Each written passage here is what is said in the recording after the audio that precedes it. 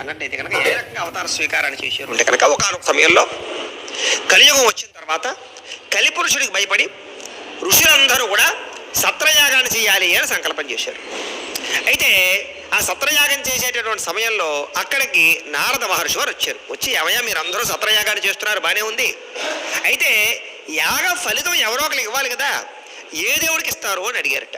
అంటే ఏ దేవుడు గొప్పవాడు, ఏ దేవుడికి యొక్క యజ్ఞ ఫలితాన్ని మీరు దారబోస్తున్నారు అని అడిగారట. అప్పుడు వాళ్ళందరికీ కూడా అనుమానం వచ్చింది, నిజమే కదా, బ్రహ్మకి దారబోయాలా, విష్ణుమూర్తికి దారబోయాలా, శివుడికి దారబోయాలా, ఎవడు గొప్పవాడు అని అడిగారట.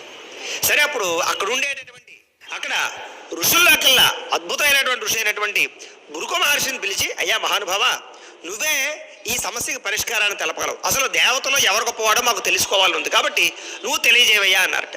అప్పుడు భృగు మహర్షి అన్నాడు, కంగారు పడకండి, నేను ముల్లోకాలు వెళ్ళి ఏ దేవుడు గొప్పవాడో, ఏ దేవుడికి యొక్క యజ్ఞ ఫలితాన్ని ధారపోయాలని తెలియజేస్తానని చెప్పేసి భృగు మహర్షి ముందుగా బ్రహ్మలోకానికి వెళ్ళాట.